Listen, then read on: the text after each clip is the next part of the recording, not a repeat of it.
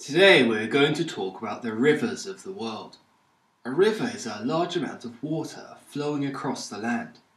The water in a river is called fresh water, and the water in the sea is called salt water. Fresh water doesn't have any salt in. The animals and plants that live in fresh water or river water are also different to those that can live in seawater. Most rivers usually start at what is called a source, and then finally end much larger when they meet the sea. The source of a river is often up high in a mountain. It can start from snow melting or from a natural spring. At this stage, the river is still very small. In fact, it isn't really even called a river at this time. A small amount of water, smaller than a river, is called a stream. However, as a stream moves across the land, it joins up with many other streams and eventually becomes large enough to be called a river. Lots of different small rivers from lots of different sources eventually join up and become one large river. By the time the river has reached the sea, it can be enormous. The second longest river in the world is the Amazon, but it has by far the largest amount of water flowing down it. The Amazon has 1/5 or 20% of all the river water in the world. It has more water than the next 7 largest rivers put together. Its source is in the Andes Mountains and it finally ends 4,000 miles later in the Atlantic Ocean. A third of South America is covered by the Amazon and all the smaller rivers that flow into it. What's more, a third of all animal and plant species in the world live in the Amazon rainforest, which just shows how important this river is. Most of the water that a river contains comes from the rain that falls on the earth.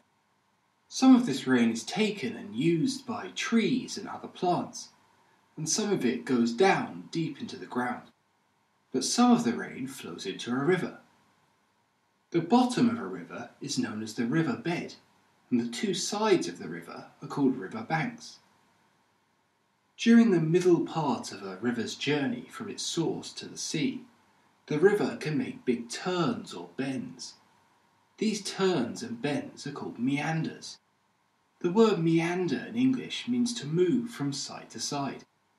These meanders can make the river look like it's a big snake moving over the land.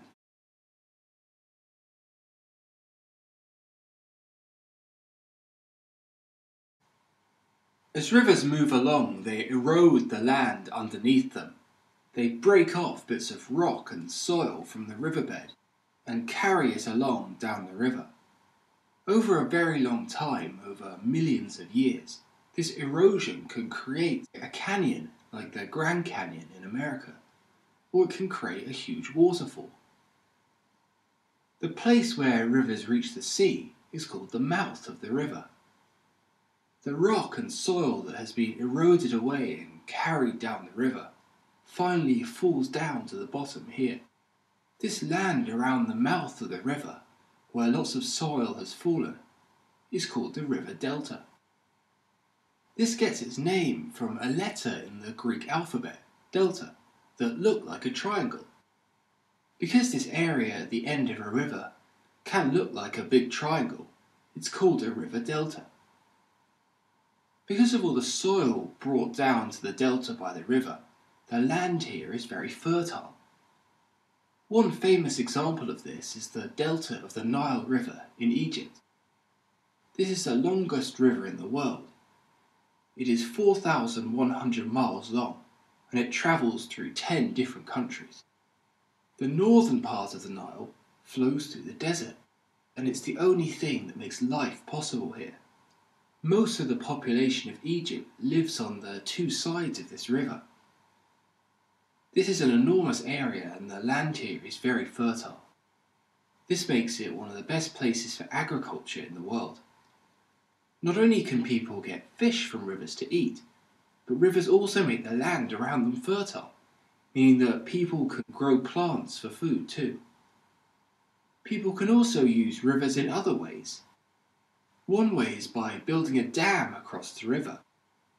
These are built to control the flow of the river, to help ships travel up and down the river. or to help stop flooding. We'll talk about floods in another video. Some of these dams are now also used to create electricity. They use the flow of the water to create power. Billions of people around the world depend on rivers for food, transport and energy.